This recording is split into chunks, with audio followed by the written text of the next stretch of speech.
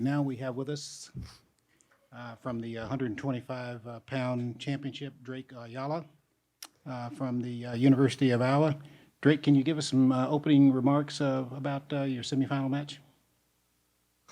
I mean, I got it done when it matters most. Wasn't pretty, but sometimes that's what you got to do. I'm just really, truly blessed to be in this situation, to be healthy, and just to have the best people surrounding me right now. Okay, please remember to raise your hand. We'll get a microphone to you. Give your name and your affiliation. We'll go on the front row to the left, and then we'll go over here to the right. Drake, Mike Pitt from Win. Earlier this year, I asked you what word or phrase would you say for this 125-pound weight class. You said mine. Why would you have had so much confidence then?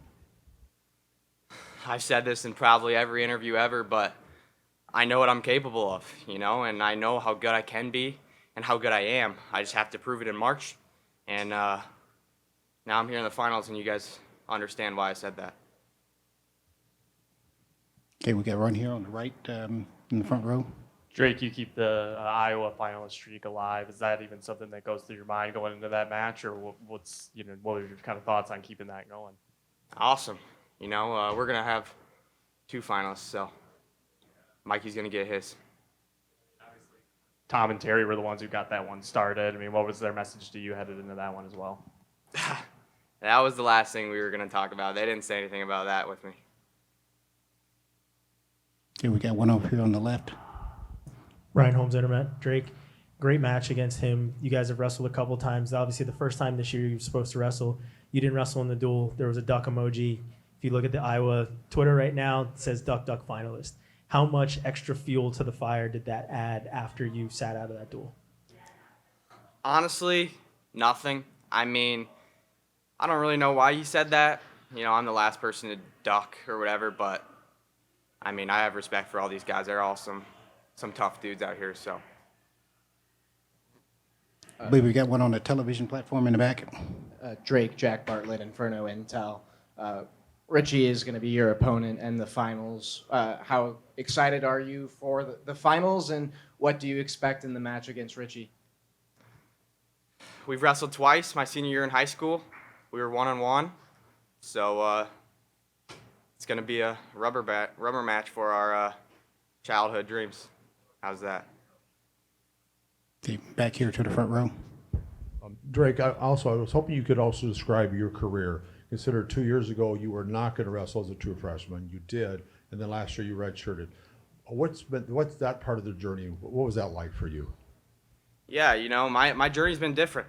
I've struggled through some things that a lot of people don't know about these past 2 years, and at the end of the day, it doesn't matter. It doesn't matter to my opponents, and so it doesn't matter. And I'm here, and I'm grateful to be here in this opportunity, and I gotta finish it off tomorrow. Back over here on the front row.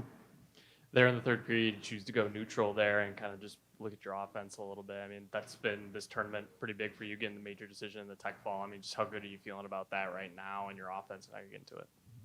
Yeah, I mean, like I said, it's when I wrestle like Drake Ayala and I open up, man, I'm hard to beat.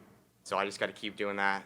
I might have shelled up a little bit there in the third period, but it is what it is. I'm going to the finals tomorrow night. Let's go back over here to the left. Drake, the first time you wrestled him at Big Ten, you beat him 8-1, this time 3-2. What was different in this one? Maybe something that he was doing that wasn't allowing you to get to maybe your ties or your shots, or some other game plan that you had? I mean, to be honest with you, I took him down right away in the first. Or I took him down in the first in the Big Ten match, and then he kind of like put himself to his back, so I got some back points there. But, I mean, I scored one takedown then, and I scored one takedown this time. So.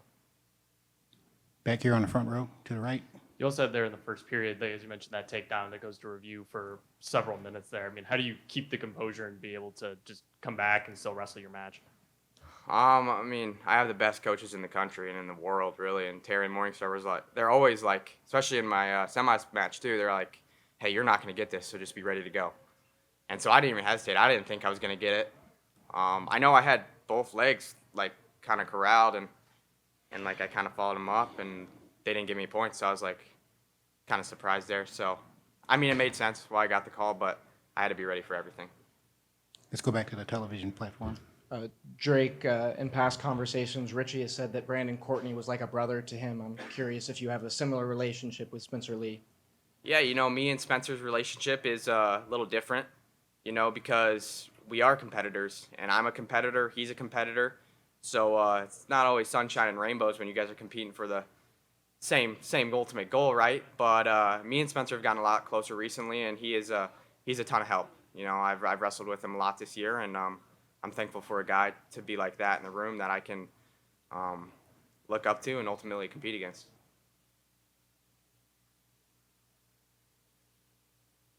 Any other questions? Awesome. Thanks, guys. Okay, thanks, Drake. Good luck to you.